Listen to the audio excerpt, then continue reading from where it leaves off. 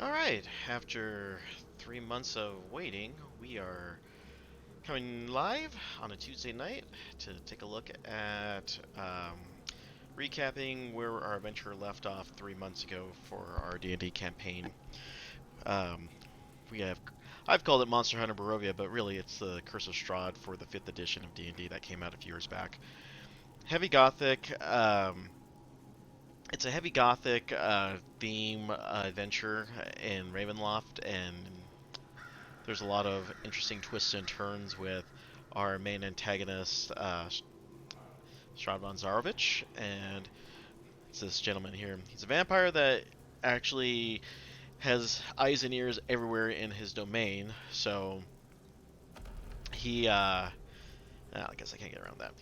He's basically the antagonist that hunts the party throughout the entirety of Barovia, and he has various ways of contacting people outside of his domain to lure him in for pretty much sport. This campaign runs from level 1 to level 10, and our characters started off at level 1 as they got in. Basically, we have 6 players that are currently in our party. Actually, correction, we have 7 now. First off, we've got... Let me go ahead and pull these up one by one in alphabetical order. We have Dr. Etrix, who is played by characters Handel Hay.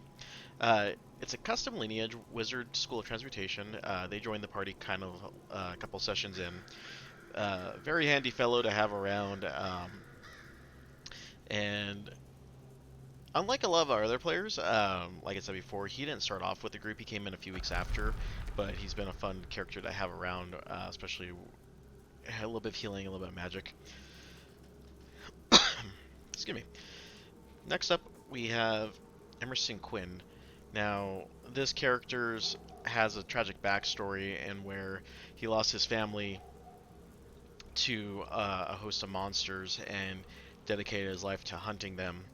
Uh, Quinn took a job as a leader of his monster hunting party, and turns out that he's actually had his strings pulled through the majority of his life to lead him here to Ravenloft.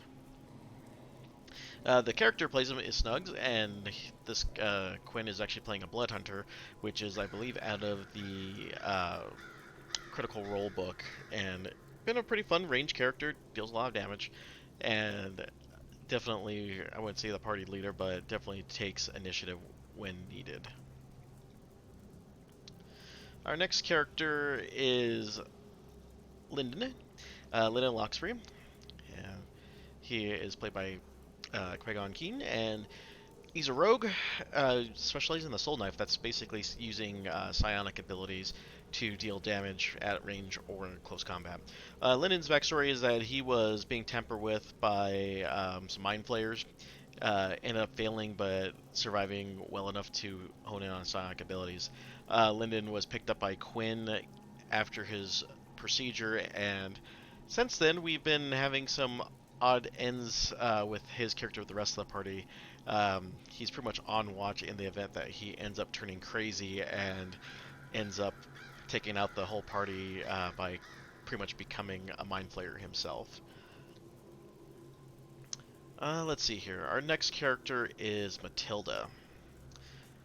Now, Matilda's character is a Goliath barbarian with the Path of the Beast. One of our frontline fighters, played by Prevy from Bad Sasquatch Gaming. Matilda's character is basically on a pilgrimage to try to prove her worth to the world before returning back to her village. Not really too keen on how the world at large works, but took a contract with Quinn and the rest of the group in order to find something that she can do and meet up with some new folks. So far, she has avoided a slew of issues regarding getting cursed or bitten or a lot of other things. She's actually had it easier than most of the other characters in the party. Next up, we have Parrot. Parrot is played by Satchma from Bad Sasquatch Gaming as well. He's a Kenku who's a warlock with the genie flavored onto it. Um, Parrot had a bad series of events that ended up having him pick up a ring, and now it has a pact with an Ifrit, and has decided to travel with the party to try to do some good in the world after witnessing horrific things. Parrot's been really a fun character to have around because they speak in, well, if you didn't catch it already, like a parrot, a tribute to his name. Uh, Parrot's had a mix-up of being kind of the peacemaker between the party when they come to blows with each other, and so far they've been able to keep the peace in the group.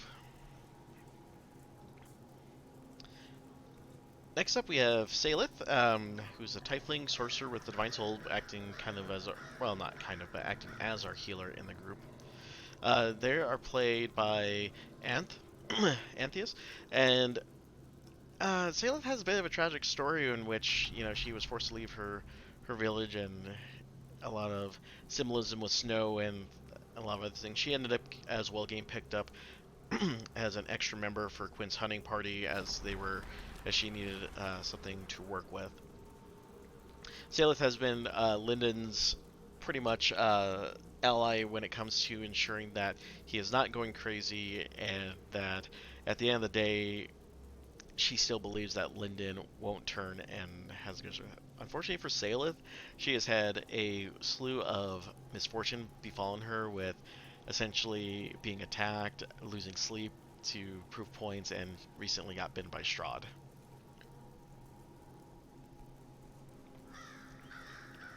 And then our final character is, oops, sorry. Our final character out of all of this is Vika, Minotaur fighter, Ruin Knight, played by Zakatl.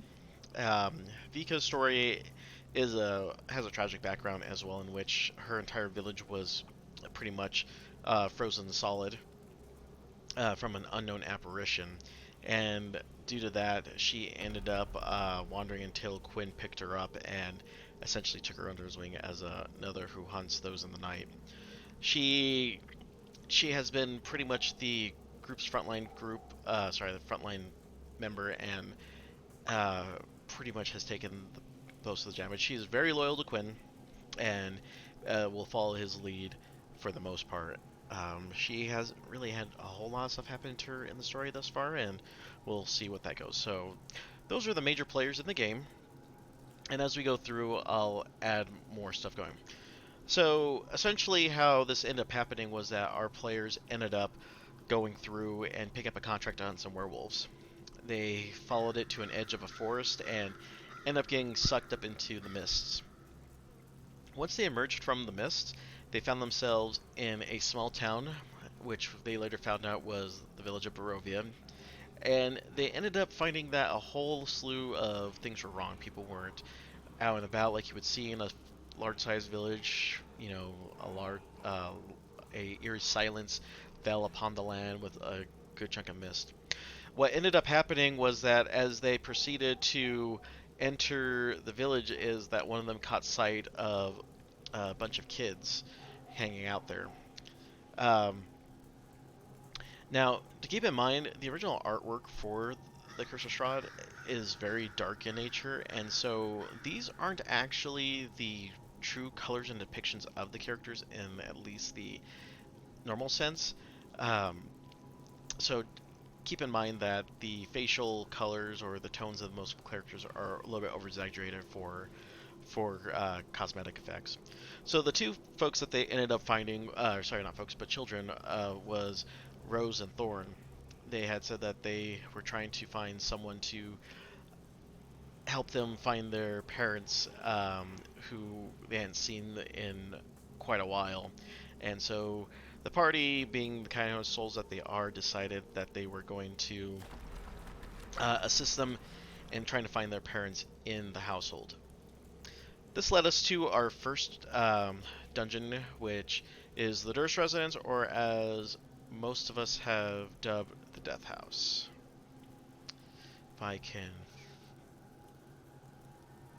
that's weird. Where is it? Hmm.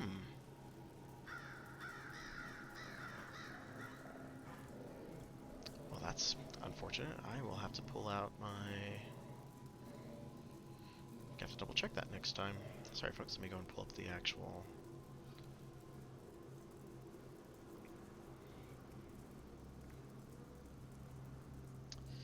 Argoswald. Water in... Ah, here it is. Alright, so this is the first dungeon that our players encountered. Our good old-fashioned... Let me just double check. Okay, I really don't have it. That's very unfortunate. So I'll bring up the image that we got. So this was the first dungeon our players ended up going into here. Essentially, they went through the house. They found out about the tragedies that occurred with the families. The family that lived there. There was a issue with the father and his indiscretions that ended up causing a murder in the house. Um, they end up finding that Rose and Thorn were actually apparitions bound to the house and unable to sleep. Reason for that being is that a cult that was devoted to Strahd took over the residence and ended up sacrificing people in the cellar. Um, they ended up going through these sections, putting the bones to rest of Rose and Thorn, where they found it in the upper house, and managed to move through it. At the end of it all, they found an altar in which they ended up stopping a ritual there and ended up finding a huge mound of just, lack of a better term, of grossness.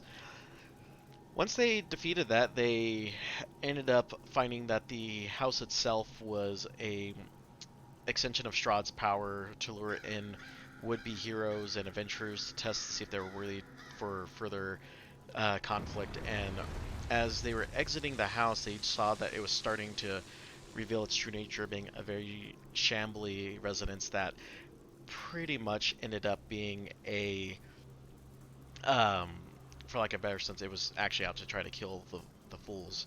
The rolls themselves were infested with rats. There was bladed traps as they were trying to escape. And fortunately for them, they were able to escape from the dungeon and ended up leveling up quite a bit. They got to level 3 at the end of this. So from here, they ended up having the ability to explore the town, finding a couple of odds and ends in here. They ended up finding two main characters that they ended up forming a agreement with in order to give them some direction. Let me look here. Where's his portrait? Ah, the first one that they ran into was Ismark the Lesser. He's the son of the pretty much the Burgomeister, who is for those who aren't sure, like the local mayor or ruler of the town. Him and his sister Irina are come into contact with the group and reluctantly ask for their assistance to get her over to a town called Valaki. What the party ends up finding out about Irina is that she got bit by Strahd a couple nights prior and is his next victim. They also find out over the course of the evening in Strahd's last attack that their father pretty much died of just stress from the constant attacks and worry, and ended up wanting to bury him before they set out on their next task. They ended up making their way to the church, and here at the church they end up running into Father Donovich, and he too was harboring a dark secret. Apparently his son Doru was one of the latest members to assault Strahd's home and ended up paying for that mistake. The priest essentially didn't have the heart to kill his own son and instead sequestered him into the cellar. They The party ended up having to deal a mercy strike to Doru as he was slowly becoming a vampire, and none of them had the ability to stop his transformation. We ended that session that night a little bit shaken because of how the role playing ended up going, and it was a very somber moment for a lot of party. They realized that this wasn't the hey, you're gonna end a session on a good note. It could end up being pretty dark, and that they might have to make sure that they understand that there's not going to be a happy ending with many of these stories that they end up coming across. Um, in between a couple of sessions, some of the party members had personal effects that they had to take care of, and we didn't have a full party. So what we ended up doing was to introduce Dr. Etrick's character.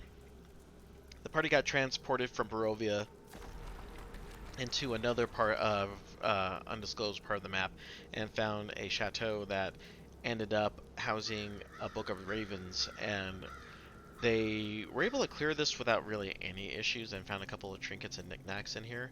And we used this to kind of get Dr. Etrix involved as another wanderer who got lost in the mist and took the characters in.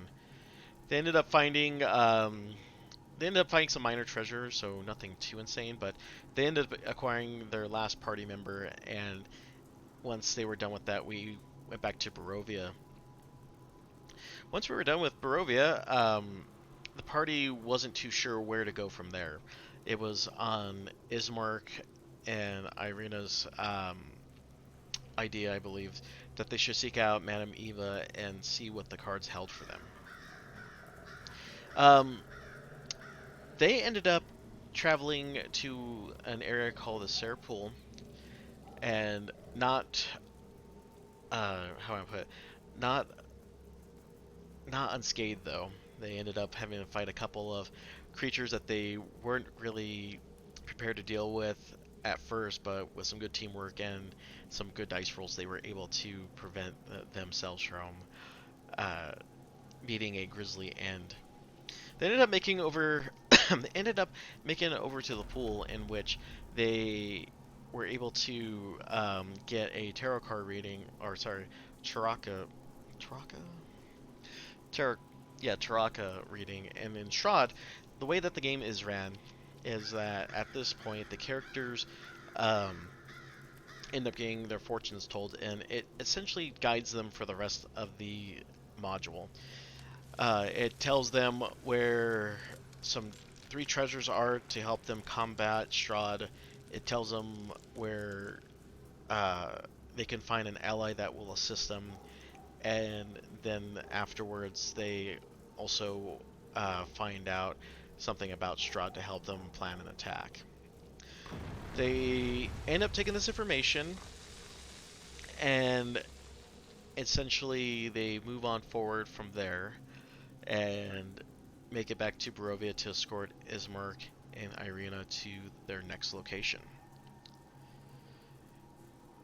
Unfortunately, the land of Barovia is not exactly a easy place to navigate, as the areas are pretty difficult to traverse, just in the sense that every time that you move in there, you have an encounter that could end up being a very difficult journey, or could end up being something supernatural that you may not be too fond of.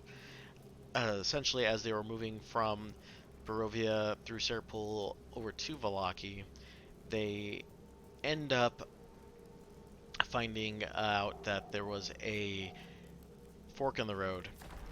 Some of them ended up finding that they saw absolutely nothing in this gallows, while others saw a themselves or a member of their party. As they kind of took solace in that, they end up needing to find the resolve to move forward through this haunted area. Oh, I should note that before they set out from Barovia, they end up staying the night at the local inn in Barovia. And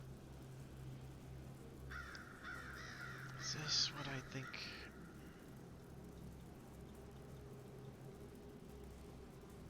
No, that is.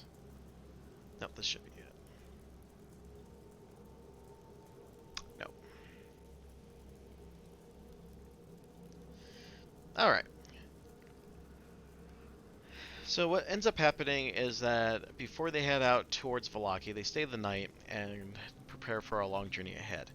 They end up taking different times of the night to sleep, and those who stayed up during the middle of the night end up seeing a ghoulish parade arise from the graveyard.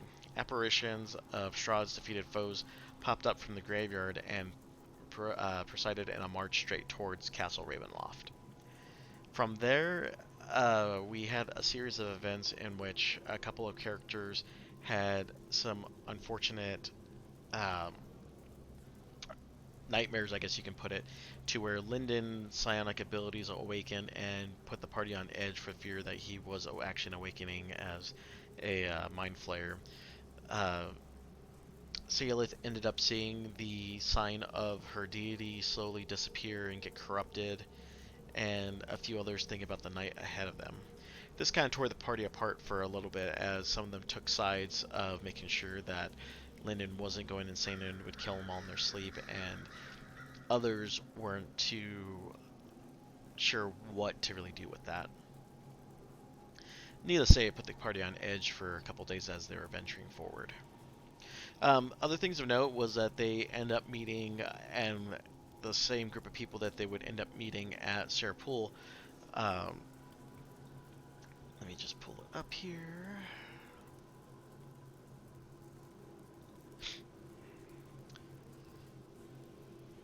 They end up meeting the group called the Vistani. They are nomads who travel from land to land. They find out through all this is that that they have the ability to leave the mist themselves, but can't take anyone else. They're treated with a little bit of suspicion because of that from other Barovians, but they're the only people who are able to get goods in and out of Barovia. The party try their best to secure passage from them. However, they just couldn't come up with a coin to leave. So from there, they end up gathering supplies. They end up checking out the last bit of Barovia. End up encountering a hag that was trying to take protection money, essentially, in the form of a child from a family. And once they finished up their business concluded, the party, along with Ismark and Irina, set forth towards Vallaki. As they approach the town of Vallaki, the party is somewhat put on edge over the fact that, unlike Barovia, which would seem like a proper setting for a town, they end up having things like festivals and lively square meetings, and people seem to actually have a hint of emotions, and this throws the party for a bit of a loop. They aren't entirely sure what to really make of it, and one of them ends up being perceptive enough to notice that in the crowd of people, there's just something off about some of them. Through their sources, they were able to find out that some of the people in Barovia are born, however, they don't have a soul. Physically speaking, there's nothing that differentiates them from anyone else, with the exception that they might seem slightly dull, like the spark of life is missing out of them. Otherwise, they pass for any other person. They're fully cognitive of a conversation, they have professions, and they're able to live regular lives. It's just that they just seem a little duller than anyone else when you put them next to a person who does have a soul. They end up finding that the town was preparing for another festival, and their belief is that if they keep showing that they're not afraid of Strahd, that it'll weaken him and that there's nothing that can defeat them. At least for the most part, Irina and Ismark take a bit of relief knowing that they themselves have found at least somewhere that isn't afraid of the monster and has some fortifications that could stave off an attack rather than staying in their home back in Barovia. After taking in the sights and sounds, the party ends up finding themselves at the Blue Water Inn. Here they find a nice bit of respite, beds for them to stay in, and for the most part end up getting some more information about the local customs and stuff here in Valaki. Here they end up meeting two new characters in which they end up not spitting, sorry, end up having a conversation that will lead them on to the next. And the first person that they meet is the lady of the house, Donica Dorakova, and she informs the party that they are more than welcome to stay, that they appreciate the new coin, however, not to overindulge as their supply of wine and other beverages are at an all-time low. It turns out that her husband ends, her husband Erwin is someone who has a storied history with the vineyard that produces all the wine for Barovia, and that there's a strained relationship between him and his father. It turns out that there was enough clues here to let the party know that the raven that was foretold in their Taroka cards was related to the raven, which is his family symbol, and that his family has relations with, sorry, not relations, but has a connection with ravens altogether, and urges them to seek answers at the vineyard from where he's from. They kind of question the secrecy and why he's not upfront with them, but there was a good reason for that. Danica basically asks the party to see if there's anything that they can do about trying to get some extra wine in from the vineyard as they were running low, and see what's taken them so long to get those resources. She would be happy if they can help mend the relationship between Erwin and his father, but she knows that that's not what they're there for. The party ends up taking a reprieve from their long, exhaustive journey, and from there they end up moving into the rooms for the night. Nothing of major importance happens aside from some nightmares, and end up having some issues sleeping. Matilda ends up waking up in a cold sweat, seeing a terrifying image in her sleep, and the rest of the party has a bit of a problem with uh, a couple of things here and there, but nothing of major importance. In this tavern, they end up meeting a couple of local hunters who tell them something about fish and how the fish aren't doing so great. But aside from that, nothing of really any major significance ends up happening. From there, the party splits up from Irina and Ismark and make their way towards the ends up making their way to the local wine area. Sorry, the vineyard.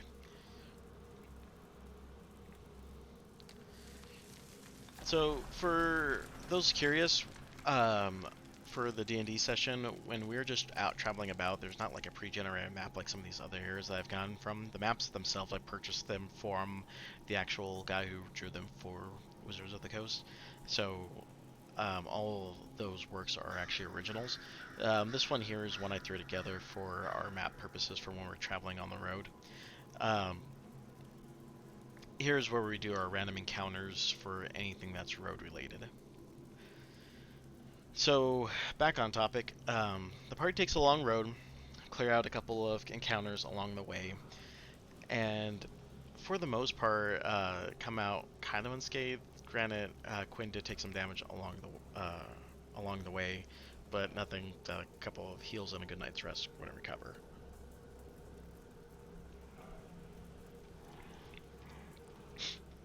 As they get closer to the vineyard, and after one small encounter, they're approached by a were-raven who shifts back into his human form.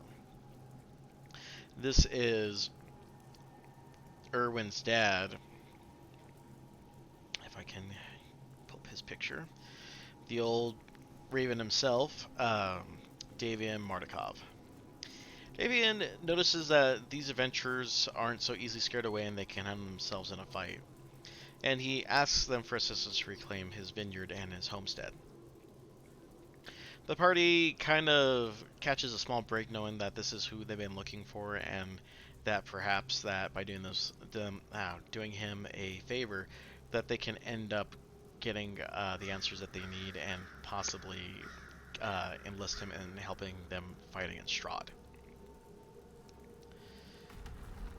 They come up with the idea that the entire vineyard itself is um, completely and overwhelmingly taken over by a series of monsters that um, have been attacking them constantly throughout have been constantly attacking them over the last few weeks. The players see a bunch of twig and vine blights patrolling the area, and they're looking and digging for stuff. They're not entirely sure what they're looking for, but after doing some recon, they end up finding that they're just not there to destroy. They're searching for something. They question the old raven and ask them what are they looking for. And after after good persuasion check, they end up convincing the old man to say it so that way they can get his full trust. And it turns out that in order for his grapes to grow, and why his crops succeed where others have failed, is that his land has magic gems, and when planted, they help weaken the curse that Strahd has inflicted on the land.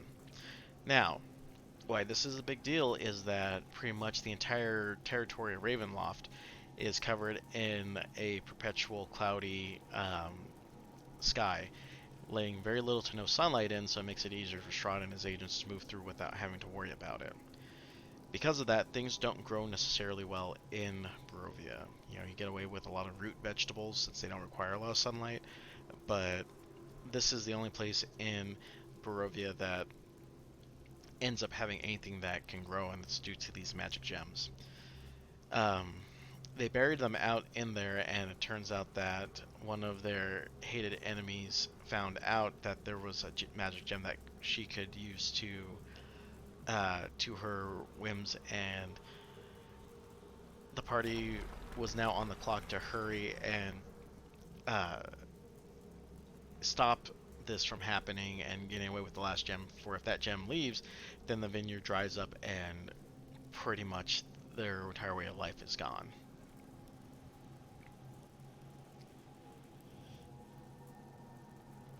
And I'm trying to pull up the name.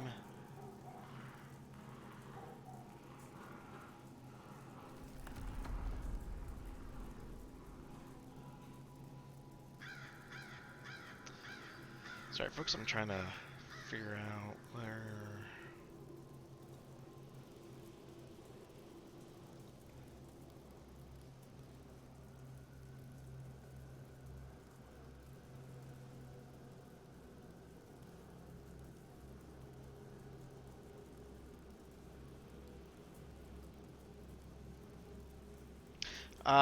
there's the name. So Baba Lasaiga ends up attacking the farmstead using scarecrows and using scarecrows and twigs and other creatures she summons to do that. She dug up one gem and took it, and now she was looking for the second one. And so... Oh, yeah,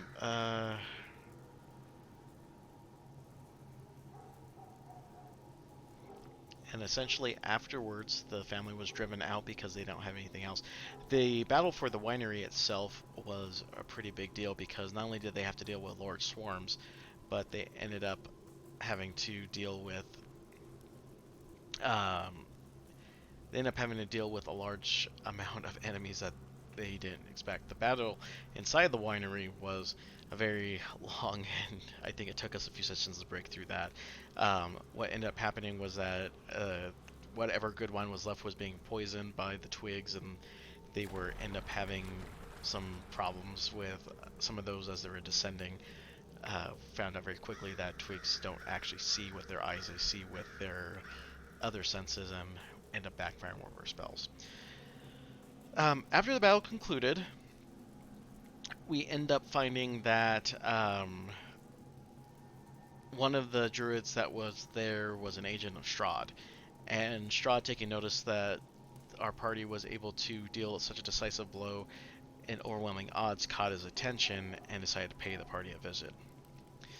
This by far was one of the weirdest decisions to make as a DM, to try to figure out a way to get Strahd into here, because by now the party was level 4, and by level 5 they hadn't actually encountered Strahd yet. So at this point, what we ended up doing was that after the battle had concluded, we had them encounter Strahd at this point. So Strahd ended up showing up out of the mist and laid waste to the party. Vika ended up getting a solid hit on her, but afterwards, Salith and Dr. Etrix were both bitten by Strahd. Quinn ended up getting thrown and buried into the ground, and the rest of the party just... And oh yeah, I forgot about the fact that Parrot got immolated by his own fire magic. It was a pretty brutal moment for the party, knowing that a straight up fight at this point would only end up in their demise. And so they needed to find the resolve to deal with him in a way that would not benefit them, but allow them to actually deal with Strahd without losing their lives. At this point, we ended up having to call the game for a little bit. I had some personal issues that I had to take care of, but we will be back running this campaign in its entirety, hopefully starting next week, and we'll be running through that every Tuesday, 7 p.m. Mountain Standard Time. Going forward, our characters are now on the hunt to find the relics that Madame Eva had given them. That is one objective that they're more than welcome to pursue. The second one is to try to build up their strength to fight Strahd on a level in which they won't be completely destroyed. Possibly seek new allies is another route that they can take. And finally, the taking care of their party and some of the NPCs. But aside from that, we're still looking at the fact that they still have 5 more levels before they cap. We still have a few more things that we need to run through. There are some people of interest back in Vallaki that they need to deal with. They still haven't met some prominent NPCs yet that can actually help them along the way. They still have to deal with the missing gems from the Wizards of the Wines, and I believe that is where they are heading next, is to resolve this whole thing and with Bala Saiga and get this winery back up and running for the sake of not only their family's livelihood, but for the rest of the town that relies on their imports. But aside from that, we're only halfway through, and we're hoping to get everything going. The only thing left that I want to let folks know is that we will have the other episodes on my personal YouTube page. That should be at the link at the bottom. All the episodes should be listed there. I do want to let you know it's 13 parts, and they average anywhere from 2.5 to 3.5 hours, so there is a large amount of stuff going there. It's where you will catch our combat, our role-playing, along with a lot of other minor things. We are using a virtual interface for our game using map tools. It's freeware that you can set up and have your party connect. A lot of our players live outside my state, so we use this as a way to play with each other. Sorry, that came out poorly, but it's a way that we can play together without being in the same room. We're using we're using D&D Beyond for character sheets and rolling the dice on there. It's been a fun module. we can also book source on there as well, and we have found it to be a very nice tool. I usually have our roles in the top right corner for when we do everything from skills checks, ability checks, and combat in there. And we typically keep it fairly simple with that as well. I use the D&D Beyond encounter builder in there as well. So when we run combat, it's through that. Aside from that, that's pretty much it. We haven't delved a whole lot into the story. The module itself isn't fairly long by normal standards. The Strahd book itself is only divisible by really 15 chapters, but you don't even have to do them all. Our characters have only really done the Death House module to get them from levels 1 to 3, the Village of Barovia, Town of Valaki, and that's it. Oh, and the Wizard of the Wine. So we've only gone through really 3 chapters out of the whole module, and we still even haven't gone into Castle Ravenloft itself, where typically you save it for last, but I have seen other players go through and try to hit that place first to check it out and then leave. So we still have quite a bit to go through. There's still a lot to work through, so if you're worried about missing a whole lot, we've really probably have only gone through like maybe 15 to 20% of the story at best, depending on what the party is doing. But yeah, we'll be here every Tuesday night, 7 p.m. Mountain Standard Time. We'll be role-playing for at least 2 hours on average. Like sometimes our session goes a little longer, depending on combat, up to 3, and we'll hopefully see you all there. You guys have a good night.